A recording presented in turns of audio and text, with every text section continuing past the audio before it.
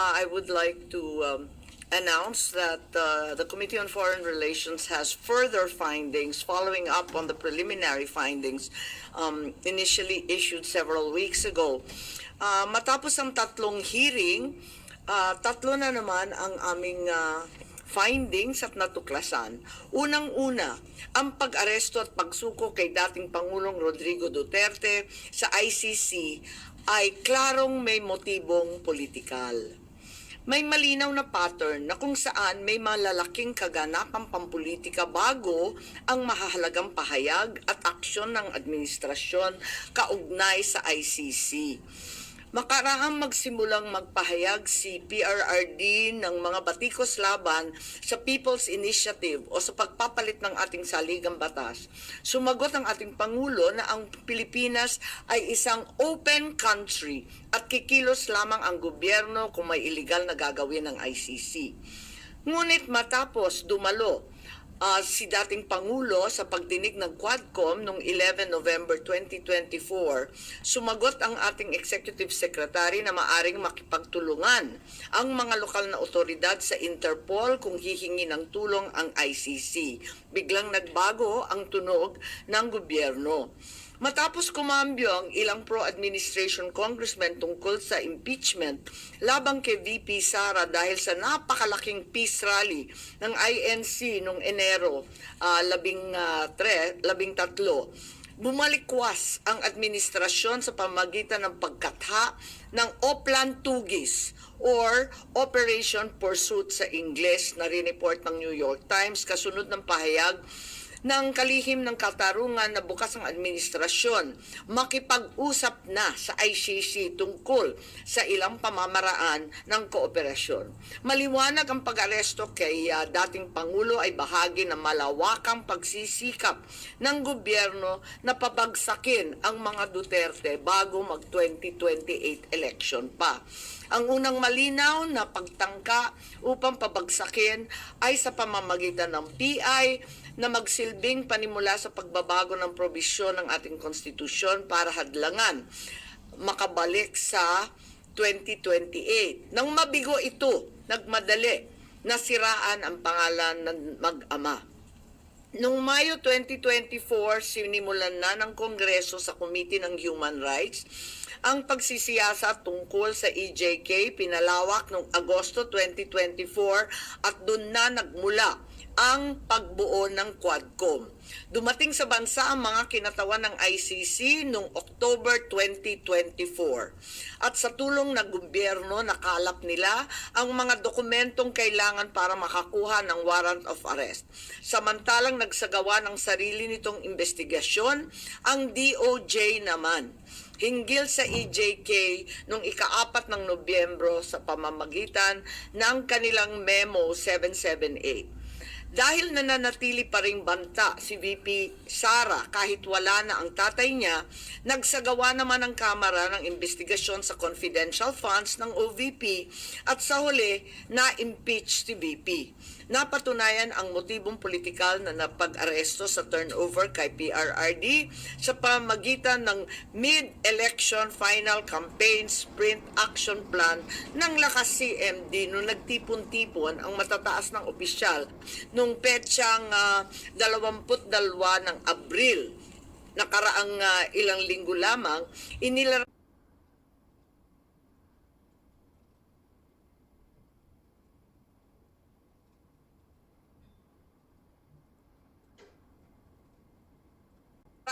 ang mga nagawang mga Oplan Horus.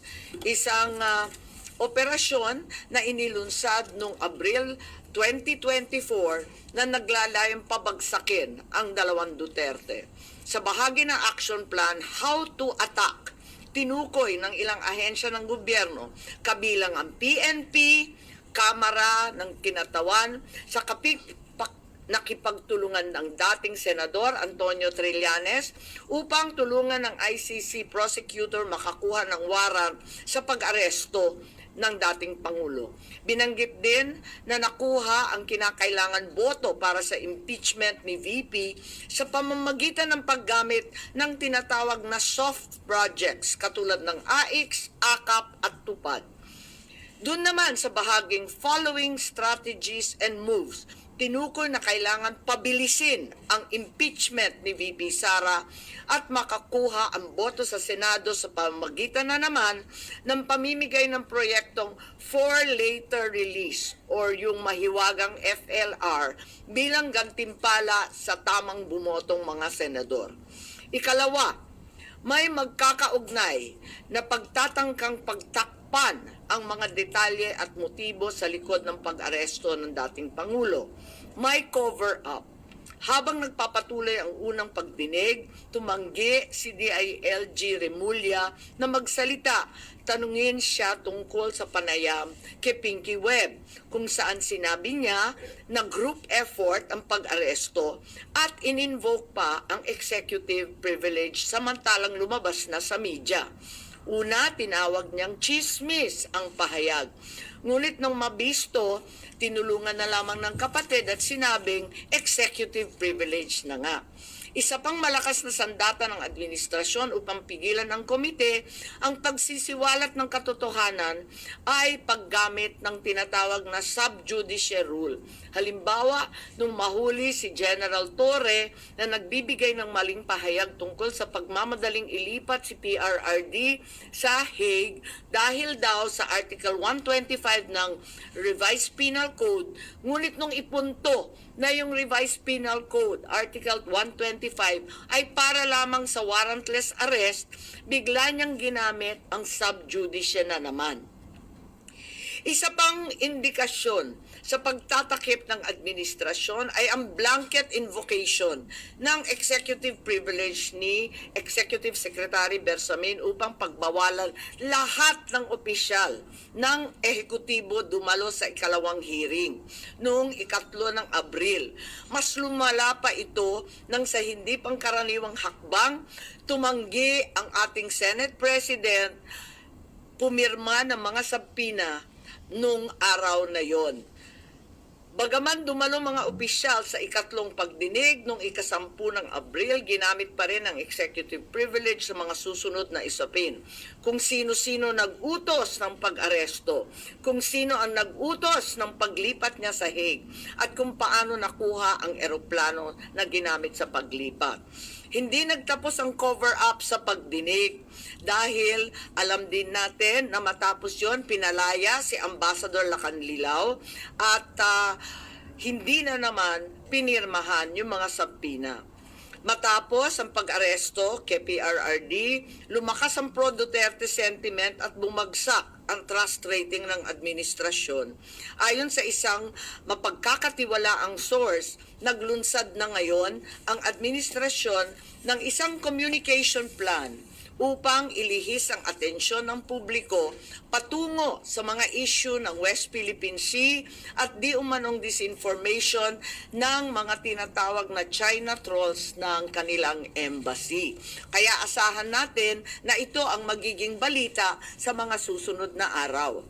Hindi inaasahan ang political backlash sa pag-aresto sa dating Pangulo, kaya ngayon sinusubukan nilang kontrolin ang sitwasyon sa pamamagitan ng pag-focus sa West Philippine Sea, pagsisi sa China, at sa huli ay iuugnay ang pagtaas ng suporta kay Duterte sa sinasabing kampanya disinformation ng China.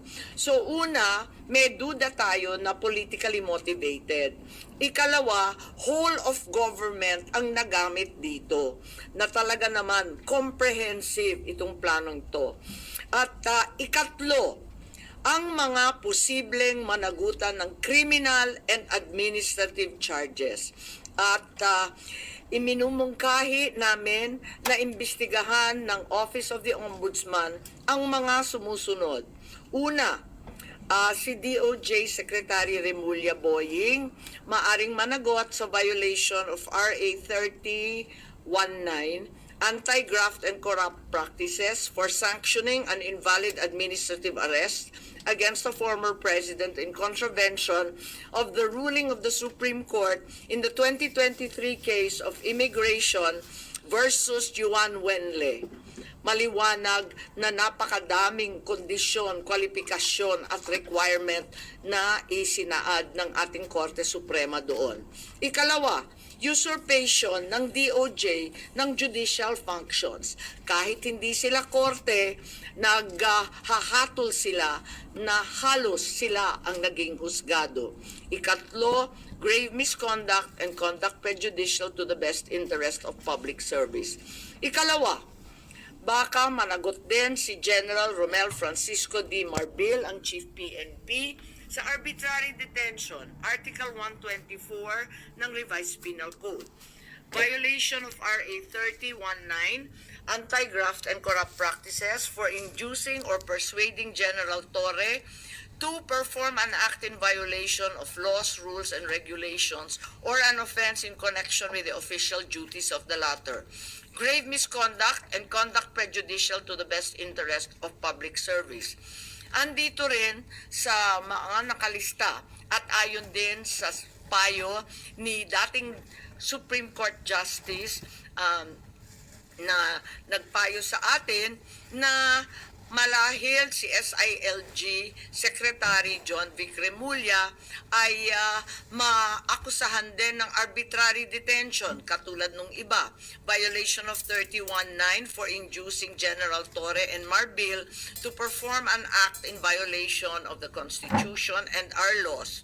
Ikatlo, grave misconduct and conduct prejudicial to the best interest of public service. Ang ikaapat na maaring patawan din ng kaso ay si General Nicolas Torre III. Maaring managot sa arbitrary detention. 2 counts of arbitrary detention not only against the former president but also against former Executive Secretary Medialdea. Ikalawa, violation of RA 7439 for not allowing the former president to be visited by VP Sara, both his daughter and his named counsel, and for forcing the former president's lawyers to leave him. Also, the violation of 3019 for allowing himself to be induced or persuaded by General Marbil or SILG Remulla to perform an act in violation of law, rules, and regulations in connection with his official functions. Grave misconduct and conduct prejudicial to the best interest of public service ay maaari ring ipataw laban kay General Torre. Ikalima, Ambassador Marcos V. Lacanilao. Maaring managot sa usurpation of official functions, Article 177 of the Revised Penal Code, pagsisinungaling sa ibang kaso at perjury sa ilalim ng Article 183 of the Revised Penal Code, false testimony in other cases, and perjury in solemn affirmation under Article 183 of the Revised Penal Code, at conduct prejudicial to the best interest of the service. So ito ang further findings namin.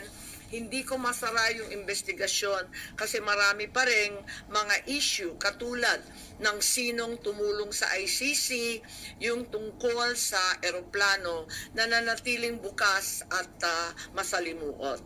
So nais kong ipakita ang isang video na nagawa na ganito rin ang pahayag. Simulan po natin ang video na maaring mapanood ng ating mga kaibigan. Enero 28, 2024, sa first Maisog Rally sa Davao, nagliyab ang balita at social media. Matapang, walang preno. Mr. President, baka susunod ka sa dinaanan ng tatay mo. Diyan ako takot. Ayaw ko mangyari sa iyo yan.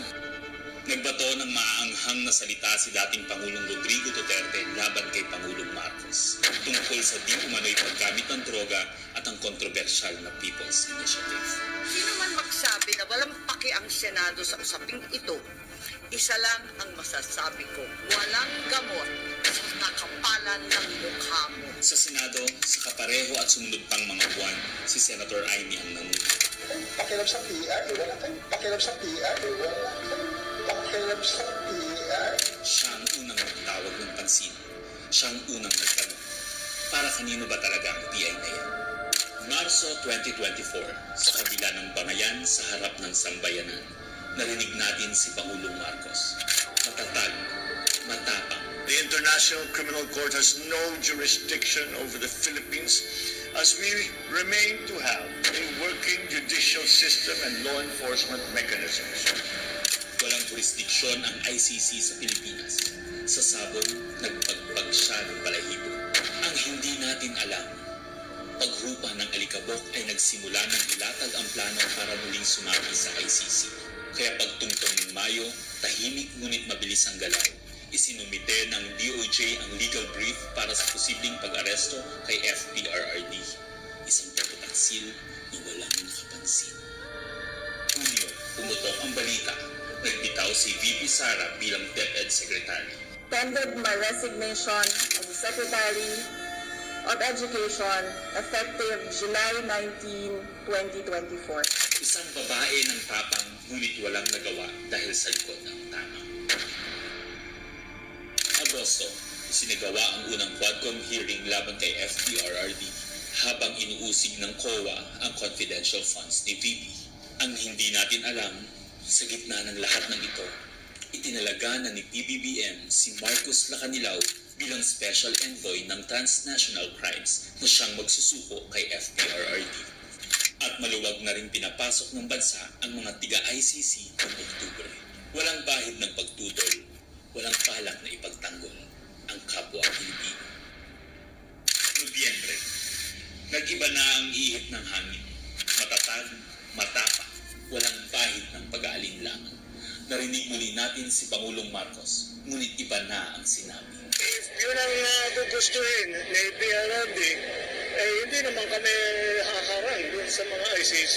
Para tabunan ng galawan, pinaingay ang impeachment complaints laban kay VP Sara.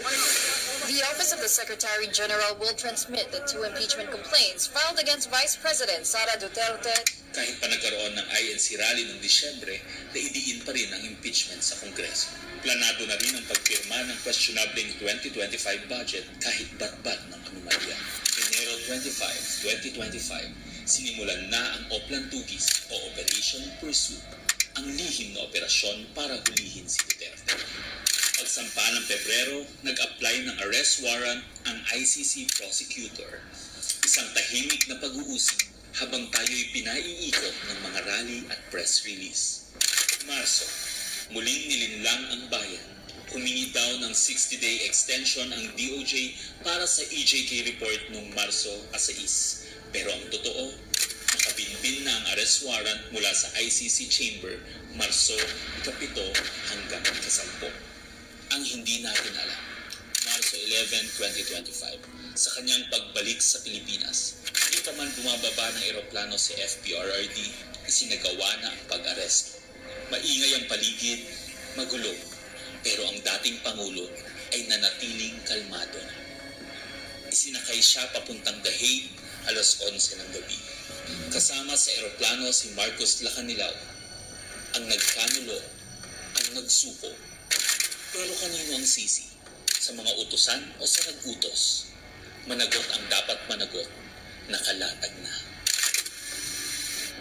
It's a request to the Philippine government from Interpol enforce the arrest warrant, and we have commitments to them. Ayaw nila ipagpatuloy ang pag-iimbestiga.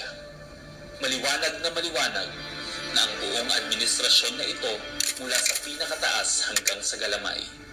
Nagplano. Ikaw ho ba nagplano ng lahat ng ito? Hindi naman. It was a group effort. Secretary Chudoro was there, Secretary Anyo was there too, and the President and I. Nagsakatuparan.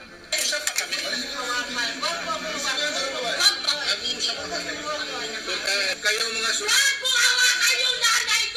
Nagkagulo. Tayong magawa.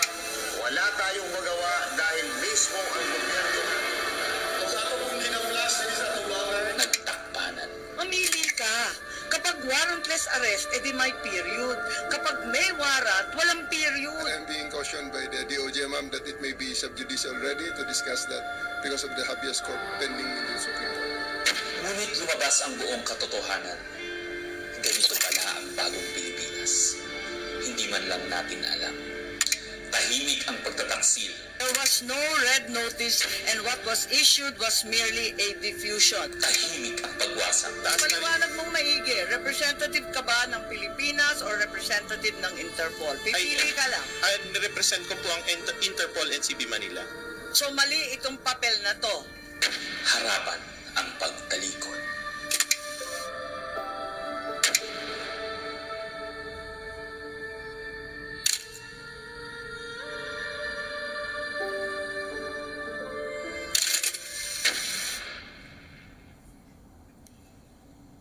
Okay, so that's where we are so far. At mahirap hindian ang sinasabi sa bidyong yan na may isang malawakang plano na may kinalaman sa politika at sa 2028. Yun. Hello. Po. Ma'am, how's your relationship with the President? Nakapag-usap na po kayo? No, I haven't seen him in ages. I'm sure he's not happy about what's happening. I'm certainly miserable about these developments. Sinasabi niyong plano ng gobyerno, pinlano ito, politically motivated. You think PBBM allowed this po? Hindi ko alam, inako ni SOJ Boying Remulla na siya nag-utos. Ngayon hindi ko alam kasi sa isang banda, masasabing alter ego ang bawat membro ng kabinete. Sa ibang banda naman, kusang ginawa ni Secretary of Justice. May pinaimbestigahan kayo sa Office of the Ombudsman, so i-furnish niyo sila ng copy ng findings ninyo, ma'am? Yes, definitely. Papadala natin doon. Dahil, as we know, this is only in aid of legislation at may mga legislation na rin kaming naiisip hinggil sa mga usaping ito. Kailangan i-forward na namin sa iba't ibang korte. Ma'am, itong findings ninyo, official na to, so no more hearings? Hindi ko pa alam. Ang tawag ko nga further findings because I'm not certain that we can close this. There are also allegations that, first of all, several weeks ago, a draft was mooted involving a warrant of arrest of 5 police officers, including Senator Ronald Bato de la Rosa. Of late, there has been a rumor, once again, that the Vice President will, in fact, be issued by the ICC a warrant immediately. So, alam natin na si VP Sara ay nandun sa listahan. Pero alam ko na nasa ibaba siya, no? Doon sa mga pinangalanan. Ngunit, ilang araw nakalipas, may mga report na siya na ang uunahin. Where did you get this information, ma'am? Nasusunod si VP Sara na arestuhin? Uso naman ng chismis ngayon. Chismis rin po. Meaning, no credible source? Not yet. A few incredible sources, but nevertheless, we have to pay heed. And let me make it clear, I will oppose that warrant with everything I have. Foremost, the administration has said time and time again through the President himself that the ICC has no jurisdiction in the Philippines. Therefore, any warrant of arrest by the ICC cannot be enforced in this country for lack of jurisdiction. It is nothing, that warrant from the ICC, but a mere scrap of paper. Walang bale yun. In addition, there's no basis for the Philippine government to cooperate with the Interpol in enforcing an ICC warrant. The mere fact that the void warrant is transmitted through Interpol does not make it less void, does not make it valid.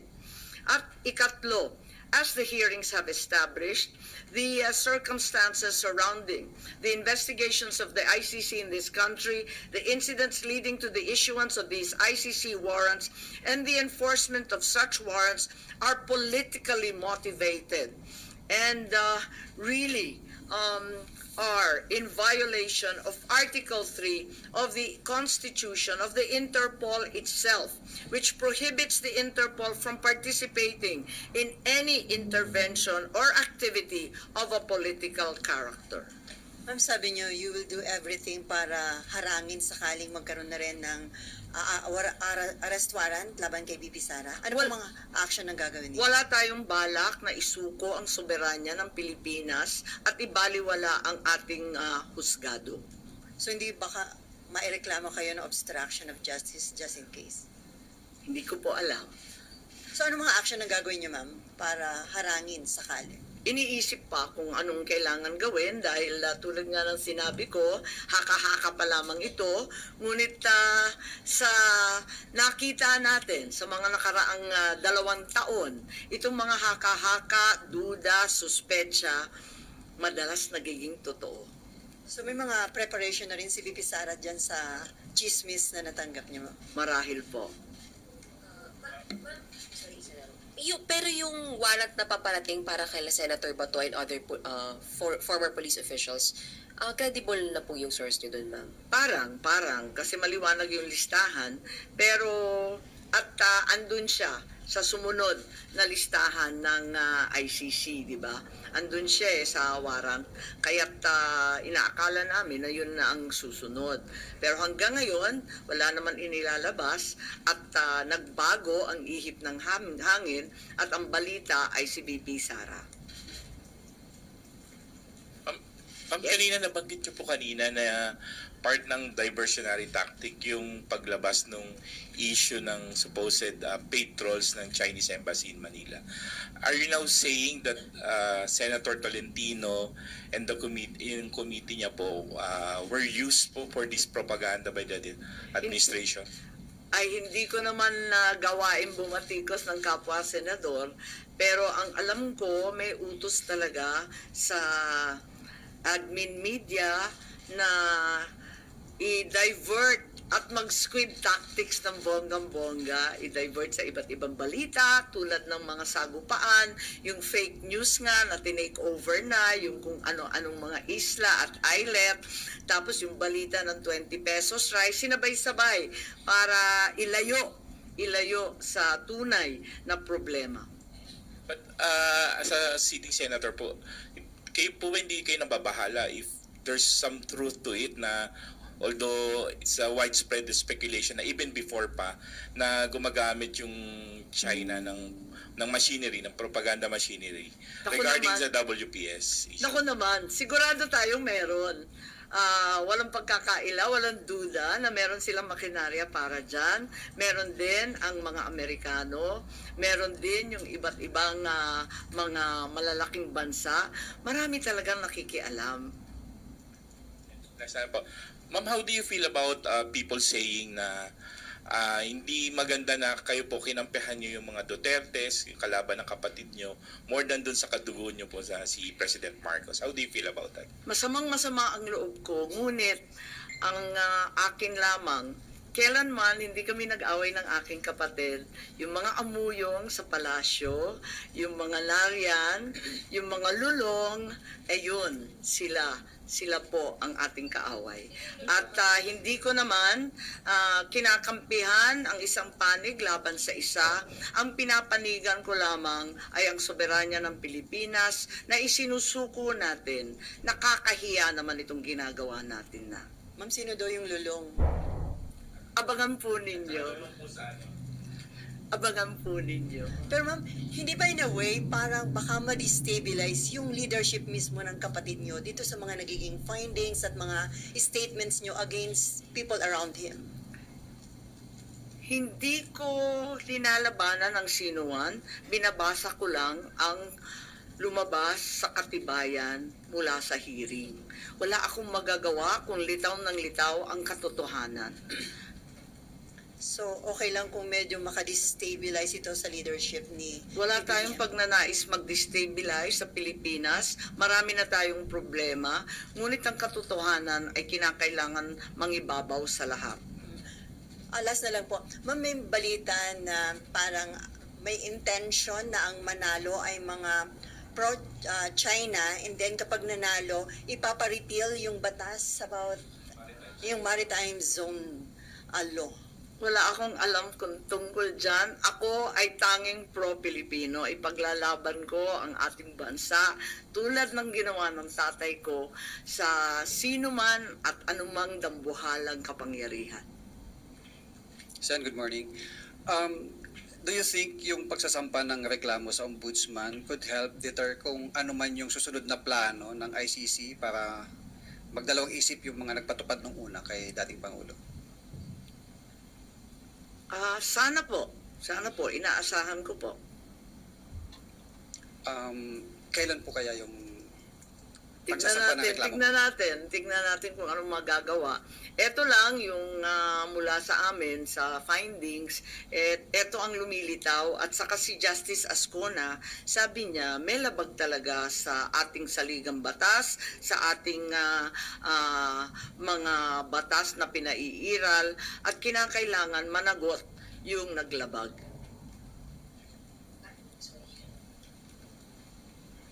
Ma'am, balikan ko lang yung warrant, ICC warrant to, ma'am, no, yung narinig nyo para kay VP Sara. When is this coming out? Chismis nga lang kaya walang name and date. Ma'am, yung ano po, yung further findings nyo, does it need yung approval po ng committee members? Yes, hindi to committee report hindi ako kukunwari na committee report to. We are not in session, we're in recess. So, wala pa talagang committee report na masasabi. Kaya lang, sa daming nagtatanong, sa marami na nagsubaybay sa oras-oras na hearing, pakiramdam ko, obligado ako magsaad ng findings along the way. Kasi nga hindi matapos-tapos at hinahadlangan ng todo-todo. Doon may binabanggit din po na yung Republic Act 9851 wherein it says na yung pag-present sa local court ng isang individual who is facing an allegation of crimes against humanity, hindi na kailangan the government, although the term used was may surrender yung individual niya. Do you think it's enough dun sa nangyari kay former president? Sa bagay na yan, sa palagay ko, ang Senado kasama ng Kongreso maaring magbago ng batas at liwanagan yung Article 17 nung 9851 kasi hindi maliwanag doon, parang natanggal sa proseso ng pagpipinal. Nakita ko yun. Maliwanag yung surrender, maliwanag yung alin yung extradition. Maliwanag na yung surrender ay para sa dayuhan lamang. Pero, dun sa final version mukhang na-edit, kaya maari natin tignan yan dahil ang purpose ng investigation sa Senado ay talagang in aid of legislation. Isa na yon na kinakailangan tignan. Isa pa yung extradition law na inakda ng tatay ko. Ang tagal-tagal na nun. Marahil kinakailangan tignan na rin natin yan dahil hindi na pakay sa mga problema ngayon yung ibang provision doon. Since it's not yet amended yung binanggit niyo po na Section 17, that's still existing. Hindi po ba enough to justify what happened during yung March 11 arrest? Kapag hindi maliwanag ang isang bagay, binabalikan yung debate sa Senado, yung transcript at saka yung contextual analysis ng mga pahayag ng ipinasa, rinipaso yan. At maliwanag dun sa original na talagang yung surrender ay para sa dayuhan lamang. Kung bakit na iwaglit at naiwan yun at may nilagay na mga pag-aamyenda sina Senator Subiri, sina Senator Gordon noong panahon na yon, hindi ko alam kung nakalimutan lamang o sa pagmamadali hindi na isaayos ng maigi. Pero yan naman ang trabaho talaga ng mambabatas. Tignan at isaayos, iklaro ang mga hindi masyadong maliwanag. Ma'am, pareak lang dito. Yung kay Pangulong Marcos po tsaka VP Sara na trust and performance rating. Kay Pangulo po, 60% trust, 59% performance, pero it represents a decline po since nung fourth quarter ng bansa. Habang kay VP po, tumaas po siya ng 9 percentage point. Comment on this. Pasensya pero hindi na ako nagbabasa ng survey. Kaya hindi ako up to date dyan. Ang nararamdaman ko, ang pagpuot, ang hinanakit, at ang galit ng mga Bisaya. Galing po ako sa Cebu, mamaya pupunta ako sa Davao. Alam na alam ko ang pakiramdam nila. Ngayon, kung ganito rin ito sa Luzon, ramdam ko sa Manila, hindi ugali ng Pilipino ang pang-aapi sa matanda na may sakit. Hindi natin gawain yan. So, you mean yun yung dahilan bakit bumaba yung survey ni Pangulo? Hindi ko alam. Tulad ng sinabi ko, napakaraming survey ngayon na kung tutuusin, kinakailangan na siguro i-supervise, i-control ng COMELEC kasi grabe na ang mind setting, brainwashing, and laying the predicate, ika nga.